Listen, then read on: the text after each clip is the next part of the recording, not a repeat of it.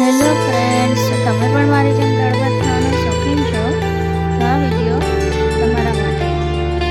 આજે હું આ દાળ એવી રીતે બનાવીશ કે સ્વાદિષ્ટ પણ બનશે અને ઘરમાં બધાને ભાવશે. એના માટે મેં અહીંયા 1 વાટકી તુવેર દાળ લીધી છે અને અડધી વાટકી સિંગદાણા લીધા છે. હવે તુવેર દાળને સરસ ધોઈ લેવાની છે 3 થી 4 પાણીએ અને કુકરમાં બાફી લેવાની છે.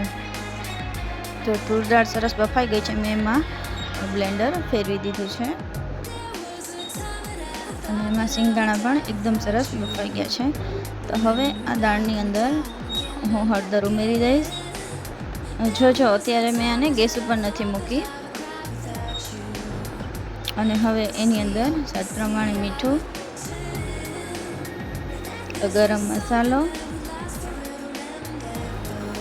અને 1 વાટકી 3 થી 4 ચમચી જેટલી ખાંડ ઉમેરી દઈશ. મીઠાશ તમે તમારી પસંદ મુજબ ઉમેરી શકો. હવે અહીંયા ઘણાને એવું થતું હોય કે ટમેટા ઘરના લોકો સાઈડમાં કાઢી નાખે, તો અહીંયા મેં ટમેટાની ગ્રેવી બનાવી લીધી છે અને પછી મેં એમાં ઉમેરી દીધા છે. હવે આવી રીતે ચટણી ફેરવી દે એટલે બધા મસાલા એકદમ સરસ મિક્સ થઈ જાય.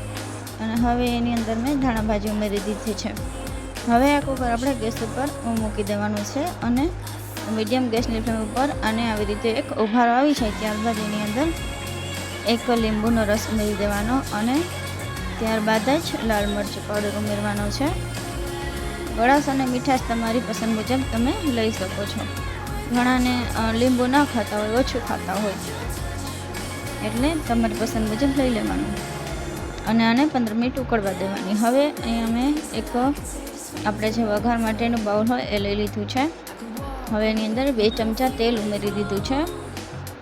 હવે આ તેલને અહીંયા ગરમ થવા દેવાનું છે. તેલ ગરમ થઈ જાય ત્યારબાદ એની અંદર અડધી ચમચી રાઈ અને જીરું ઉમેરી દેવાનું છે.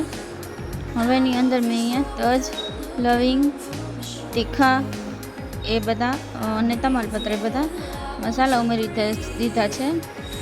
હવે આ વઘારને આપણે દાળની અંદર ઉમેરી દેવાનો છે અને હલાવી દેવાનો છે. તો વઘાર એકદમ સરસ દાળમાં મિક્સ થઈ જાય તો તૈયાર છે આપણી એકદમ ટેસ્ટી અને સ્વાદિષ્ટ ગુજરાતી દાળ ભાત.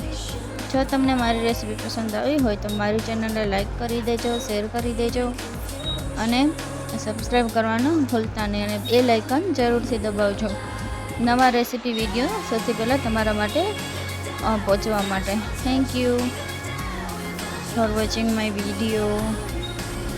Like, share, subscribe.